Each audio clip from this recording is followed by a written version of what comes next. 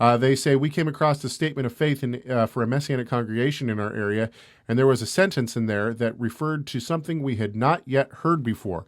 Can you tell us what this might be referring to, or where we could start to investigate what it is about? So then this is the congregation statement of faith. I'm going to skip part of this because it sounds like they're holding to rabbinic things. Well, the first line, it says, we adhere to Orthodox Jewish tradition to the extent it does not contradict the written word of God. Okay, exactly. So that's, but then that's Caleb, important.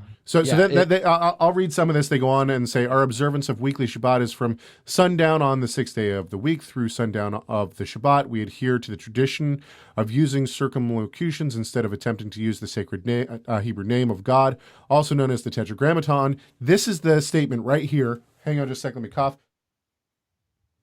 This right here is the statement that the person wanted us to speak to.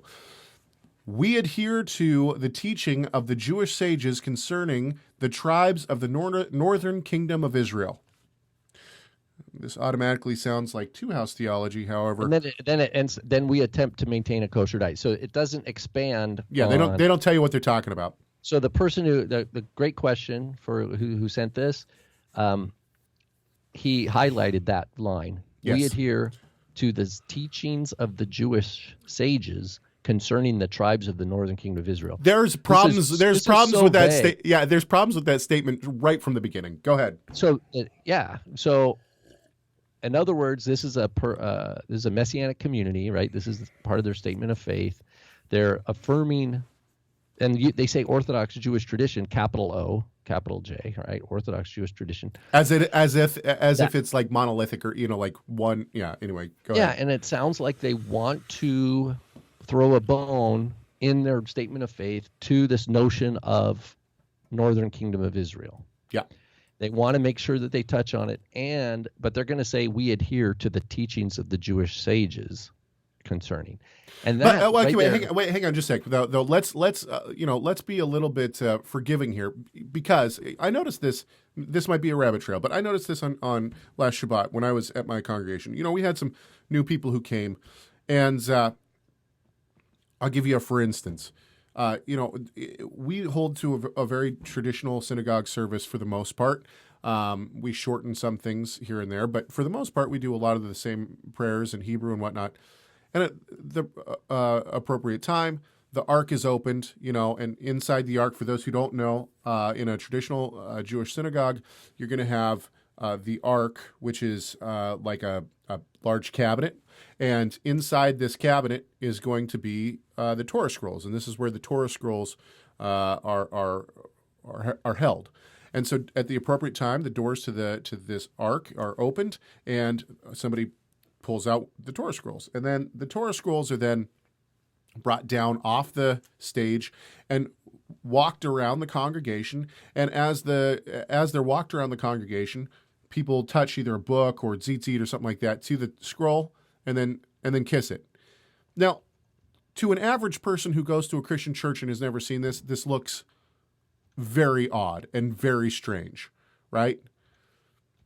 And so we had some people on Shabbat who were visiting, and I was sitting there, kind of trying to remember what it was like back in the day when I had never seen any of these things, and I came to a congregation for the first time and saw these things. And I realized how odd this stuff, I guess what I'm trying to get at on this very long rabbit trail is that we forget, a lot of the time we just take for granted that we've talked about all these things. We know about all these things. We know the symbolism. We know why we do them.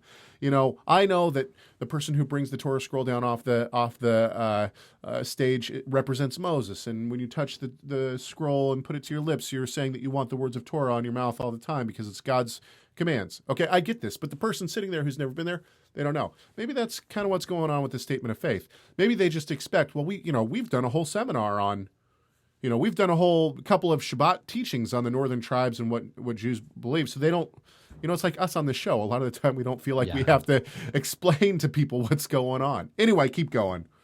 No, so that's fair. But, usually a statement of faith is for someone who's checking it out. And of course, I have no idea. I suppose you could Google this and find out what we're saying. But the very fact that a person emailed about it wondering what it was. If I had encountered this, I would have raised the same, eyebrow for me. Sure. But so if we just the point, the teachings of the Jewish sages, there is no to the very statement, we adhere to the teachings of the Jewish sages, is way too vague, right? And I just did a cursory search of the earliest rabbinic works, and up through the Talmud and up to the Middle Ages, even with the Midrashim. There's no uniform voice on what's going on. Is there ever a uniform voice in the rabbis? According to the Talmud, there's two opinions. One place in the Talmud, well, actually two different complete places in the Talmud. It says that Jeremiah went and got them and brought all the 10 tribes back, and they were all united under Josiah. And then you have another place in the Talmud where it says, quoting the Mishnah, where Rabbi Akiva says the 10 tribes have no place in the world to come. And then another place says that they are beyond the river I don't remember how to pronounce it, Sembalion. Sembation. Yeah, Sembation. It's not a Hebrew word. But it's this, and the legend is that there's this river that proves the Sabbath because it runs 6 days a week, but on the seventh, the water stops flowing. So it's something in nature that proves the Sabbath because the water stops flowing on the Shabbat.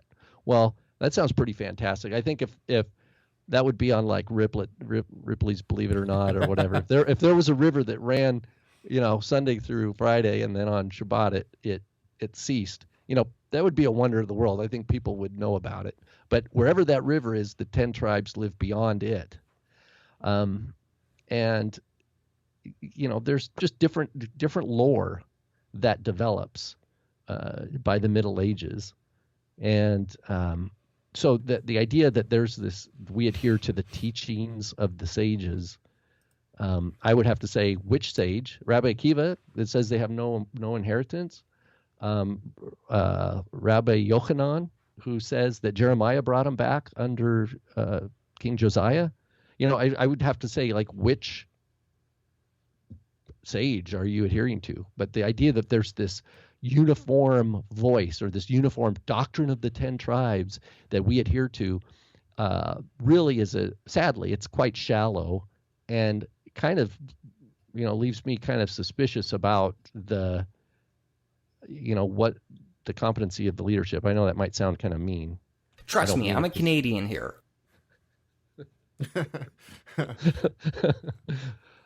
Okay. Sorry, I got my soundboard back.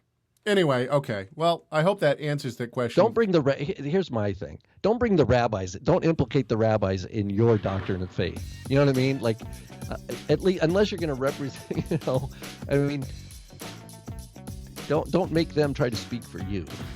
Especially when there is no uniform voice there. You're misleading people, even if you're not intending to. If you're going to cite a source, be responsible. Cite your source. Say who it is.